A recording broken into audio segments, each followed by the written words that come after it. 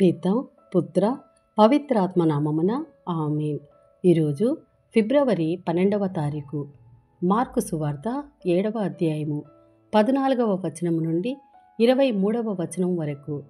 పిదప ఆయన జనసమూహమును తిరిగి పిలిచి, మీరు విని గ్రహించుకొనగలరు. వెలుపల నుండి లోపలికి పోయి మనుషుణ్ణి అపవిత్రునిగా చేయగలిగినది ఏదీయును లేదు. కానీ లోపల నుండి బయలు వెళ్ళునవే మనుష్యుణ్ణి అపవిత్రునిగా చేయును.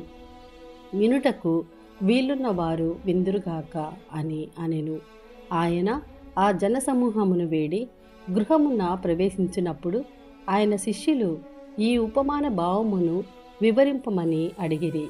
అంతట యేసు శిష్యులను చూచి, మీరును ఇంతటి మందమతులా? మానవుడు భుజించున్నది ఏదియు అతనిని మాలిన్యపరచదు. ఏలయన అది హృదయములో ప్రవేశింపక ఉదరములో ప్రవేశించి ఆ పిమ్మట విసర్జింపబడుచున్నది.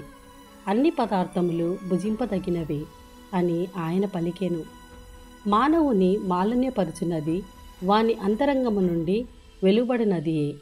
ఏలయన హృదయము నుండి దురాలోచనలు, వేశ్య సంగమము, దొంగతనము, నరహత్య, వ్యభిచారము, దురాశ, దౌష్ట్యము, మోసము, కామము, మాత్సర్యము, దూషణము, అహంభావము, అవివేకము వెలువడును. ఇట్టి చెడుగులు అన్నియు మానవుని అంతరంగము నుండియే వెలువడి అతనిని మలినపరచును అని పలికెను. ఇది ప్రభుని వాక్కు. సర్వేశ్వరునికి వందనములు.